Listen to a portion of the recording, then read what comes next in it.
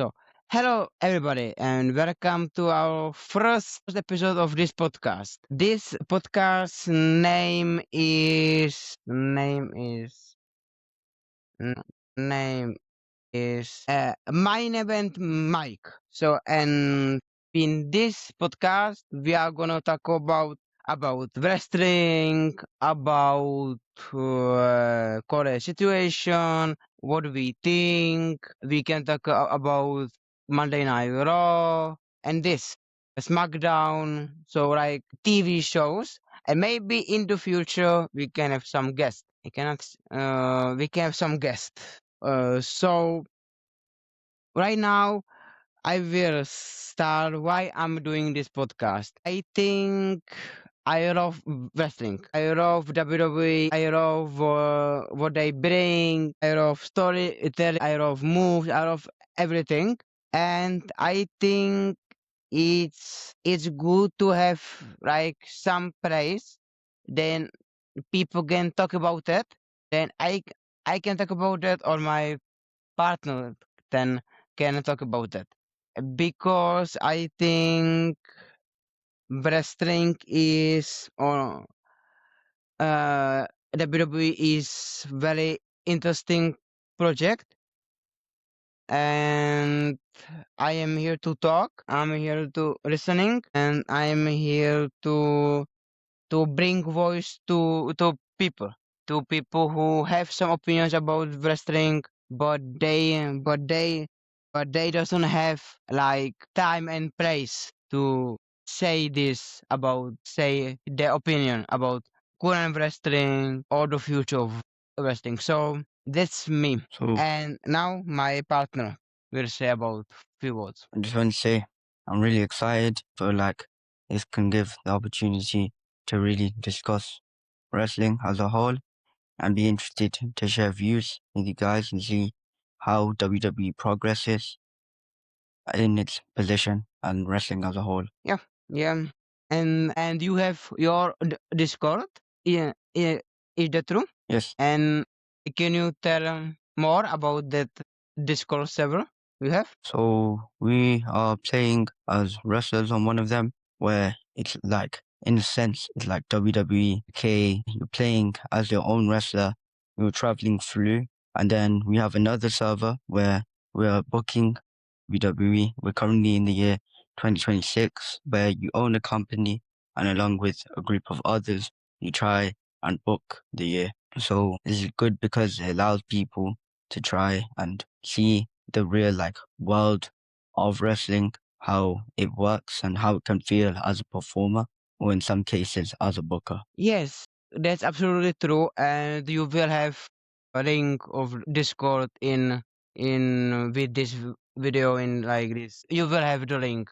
We will get to the link. You can join and you can start to be with us. I think what is problem with WWE is not that big in Europe. It's not big in my country. It's not big like anyone else except America. And I think that is something what is missing, because I think a lot of people can join this, and maybe like me like I am sometimes I quote the wrestler. Sometimes I said like acknowledge me, or like said I'm the head of the table, and this is fun. And like, but I don't think WWE is only fun. I think WWE is is is very honorable game. I think, yeah, you can say is like scripted, but like film is scripted too. Series is scripted too, and people is watching. So yeah, and my another goal in this podcast is to bring more people into the wrestling world, to bring from Europe or like from Africa or from anywhere, because I think everybody can have chance to at least try it and watch it. I feel like it'd be really important to spread it to other countries than America, and it's really important to realize that yes, it's nice to see wrestling as just fighting, but if you feel that experience is ruined by the fact that it's scripted, then you need to understand the fact that you can view it as a TV show through the storylines and the wrestling itself that elevates those storylines. Yes, and it's not about only wrestling. It's about that in the ring they are telling the story. It's not about only that Superman part, spear or this. This is about something else. This is about to live in the story. And I think the wrestling himself is more realistic than movies because the movies is everything is just like on the screen, but in WWE you like real life superheroes. I heard so many people when John Cena was retiring. I was saying this is the close superhero I have. So I think this is more than film. I think this is the more realistic than film. Also with WWE, it allows it so that because they show the emotion, but at the same time, you could resonate with some of them. So, for example, with a character like John Cena, especially the path he undertook where he became the ultimate superhero for everyone, or even a character like Roman Reigns, where he became a guy who was all about family, went from a manipulator to an actual guy who cares and loves for his family and tries to look after them. That's really empowering as a person. It allows you to understand how life can be and the fact that they take a more personal aspect than what you would see in a film where people just act like a whole new person. They still show their personal aspects. Yes, that's true. And I think I know like WWE is like yes, it's still acting, but it's more than this. Is because like I would say John Cena. John Cena have never give up, and like this, yes, the match is all scripted, but he never gave up, and he tell us the message, and is different than on movies, and this is different because these wrestlers are to make wishes and this. So yeah, I think wrestling is more realistic than movies and TV series. I agree. Because also, what wrestling allows us to do is to see the fact that we can, in a sense, make our own film. So, for example, WrestleMania 40 tried to script Rock versus Roman, but we didn't agree with that. We wanted Cody and we pushed for that, which, unlike a film, you can't put out your ideas to a studio and they'll listen. But with WWE, the whole build of it, the whole foundation of it, is to listen to the crowd. Yes, and I think this is absolutely true. And more is like you can and some people is like growing up with these wrestlers. Like some people is growing up with John Cena. We are growing up with Roman names. All said freaking Rollins. So and that's is the accept what is truly I think only in WWE because the other sports you have short career. Football not too long. Basketball not too long. So I think this is the only sport who can really like grow up with these wrestlers. Because their careers could be really long. Also, I just wanted to quickly ask, who would you say your favorite childhood wrestler was growing up? My favorite ever wrestler was Roman Reigns. I love Roman. With Roman's progression, for me, my favorite character growing up had to be like a Randy Orton in terms of seeing his growth from the kid he was when he was first in the industry to becoming the biggest villain to a superhero like a John Cena. And now he's like an undertaker of that dressing room in terms of Yeah, he's able to carry it. true, He's the guy everyone wants to see. true. So for you, how would you feel about Roman Reigns is of course his progression from the big dog the tribal chief, what really changed for in terms of that made you love Roman Reigns? I love Roman Reigns because first of all I love his finishers. I love Superman part. I love spears. And I love like he was battling with leukemia That's like big, very big inspiration to me. And I can, and with his tribal chief, head of the table character, I can be like, I can use his catchphrase sometimes in real life. So that's why it's like the motivation, his finishers, and his like character. Do you think Roman should win the Rumble? That's a good question. I don't think so. Who do you have winning? My pick is I hate to see Vin Gunter. I hate because he doesn't need it. I love to see Braun Breaker. I know like Obafemi doesn't win that, but he is gonna be strong in there. He's gonna be like Brock Lesnar, like really strong in there. So yeah, Braun Breaker or Sami Zayn. I think Sami Zayn is deserve it. I know he win that qualification for the undisputed championship. I know that, but I don't think he will be beat the McIntyre. I don't really think that. So my official prediction for 2026 Royal Rumble is, man, I hope Sami Zayn or Braun Breaker, and for women is Brodet's Heart. Yeah, it's at the finish station. I love because she was good champion. For me, I think on the men's side, it'd be just really great to have LA Knight win. Yeah. So a booking from Murphs, and I feel like it'd be really cool if that happens, where basically Roman and Braun, they're battling it out to win. LA Knight just rushes in, unknowing that he was eliminated, and he ends up getting the win. And that's just so perfect because he's over with the crowd. The crowd love him. Yeah. Everyone wants to see him as world champ. And he has that story with CM Punk where he debuted in WWE as his bodyguard. So it'd be really good to have that happen. Originally, I had AJ Styles, to be honest with you. I just thought Styles vs Punk, it'd be perfect. I even had it thought out that Punk, you could have a Cena type heel turn at Elimination Chamber where he's in Chicago. He's the most loved human being on the planet. Yeah. And then he turns on AJ Styles. In AJ Styles' retirement, becomes the most hated man in the industry.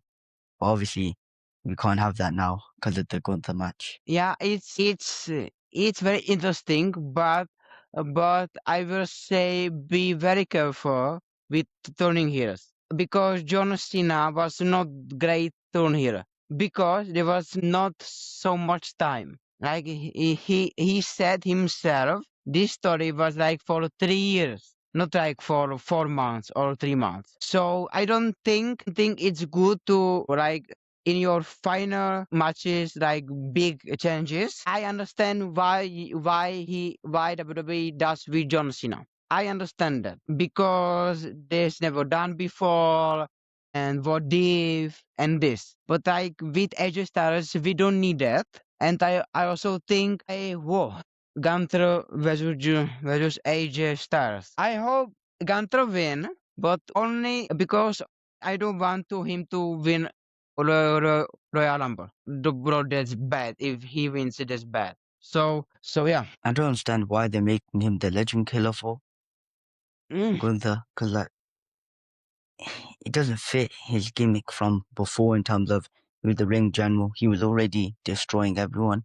yeah, Now, no offense, you're making him appear like the type of guy where if he sees a guy who can't fight and a guy who can fight, he's gonna pick on the other one. And I understand you want to have him as the bully, right? But you already had that perfectly. He was the world champ. He was destroying everyone. And then that's where it all like now. And the issue is you have to have Styles lose as well because your contract's yeah, running out. yeah. And to be honest, I'd rather AJ goes back to TNA or goes to AEW Mm-hmm. than stay in WWE right now. But with Gunther, I don't know what they're gonna do, bro. Like you probably have to force Gunther versus Brock Yeah, at you need that. SummerSlam. Yeah. And then maybe Backlash, which will be in Puerto Rico, you force Gunther versus Ray. But still, it doesn't make sense with what he's supposed to be compared to what they're forcing us to view him as. Because for me, Gunter is was a two-time world champion. He was already longest intercontinental champion, and he already retired a Goldberg. So he have already that aura. So yeah, I understand why like Aaron Knight versus Gunter, they need to win Gunter because Aaron Knight is not going to retire John Cena because you cannot turn him to here. But my pick for retiring John Cena was Braun Breaker or Obafemi or like Trick Williams. Mm. These three good dudes like really can be benefit more than Gunter. It had to be someone they wanted to push, like a future face of the company to truly like change their hands. And I know this was an emotional thing in terms of it seeing retirement, but I feel like they silently messed up with it, which is so. For example, when Hulk Hogan retired, Yeah, you obviously had the Cena and Batista moment with him, emotional. But when Cena retired, instead of having two up and coming youngsters to pass over the torch to them, they did Cody and Punk, where, don't get me wrong, I understand the story you have with yeah, Cena, but you're not the future of the industry. CM yeah, not. Punk's going to Mhm. retire, most likely 2027. Yeah. And Cody even said he's retiring soon. So So like and another things like I see some people saying that like all WWE was better because every single day we have Triple H and this, but you need to build that.